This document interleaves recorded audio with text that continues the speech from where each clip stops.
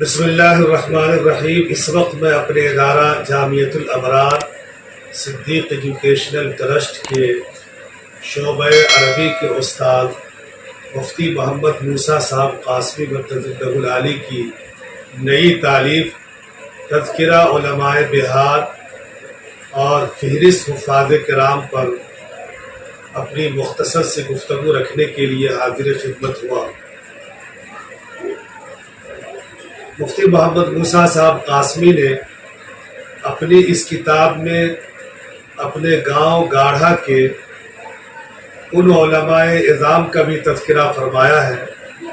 جو وفات پا چکے ہیں، اور ان علماء کرام کی خدمات کا بھی تذکرہ کیا ہے جو اندرون ملک یا بیرون ملک کسی نہ کسی حلقے سے اور کسی نہ کسی زاویے سے علم دین کی خدمت و اشاعت میں مصروف ہے۔ حقیقت یہ ہے کہ ہر قوم اور ہر قبیلے کو یہ چاہیے کہ اپنے اسلاف کی تاریخ کو یاد رکھے، ان کے کارناموں کے تذکرے کو محفوظ رکھے اور ان کے نقوش کی حفاظت کرے۔ جو قومیں اپنے اسلاف سے رشتوں کو جوڑ کر رکھتی ہیں، ان کے تذکروں کو اپنی مجلسوں میں زندہ و تابندہ رکھتی ہیں اور اس سے عبرت و نصیحت حاصل کرتی ہیں، وہی قومیں ترقی یافتہ قومیں کہلاتی ہیں اور آگے بڑھتی ہیں۔ جن قوموں کا رشتہ، جس قبیلے کا رشتہ اپنے بزرگوں سے، اپنے اسلاف سے کٹ جاتا ہے، وہ قوم بہت جلد ترقی سے تنزل کی طرف گامزن ہو جایا کرتی ہے۔ علامہ اقبال نے اسلام پسند مسلمانوں سے مخاطب ہو کر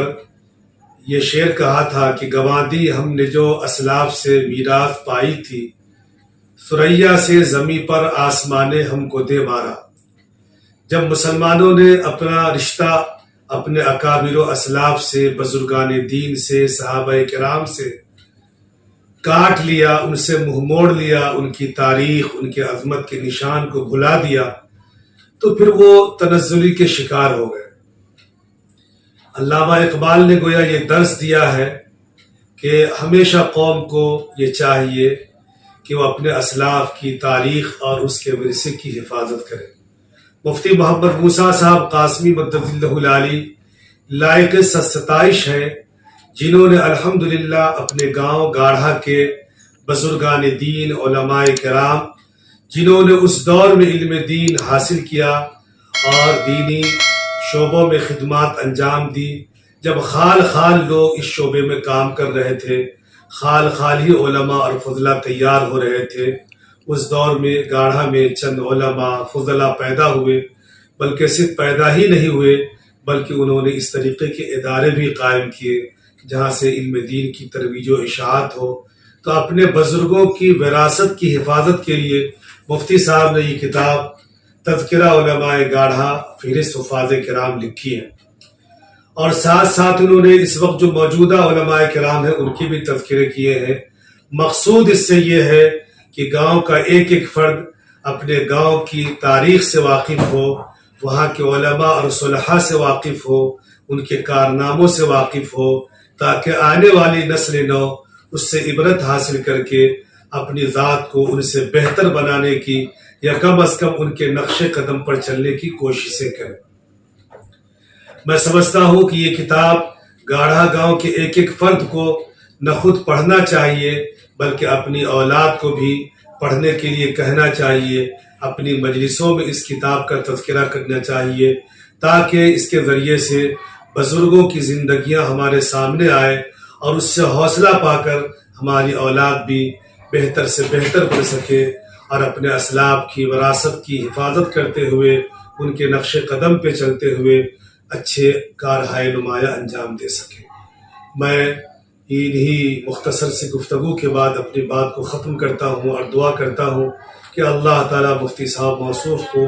اسی طریقے سے آئندہ قلم اٹھانے اور مختلف علمی دینی موضوعات پر لکھنے کی توفیق مرحمت فرمائے، جیسا کہ انہوں نے کورونا کے زمانے کو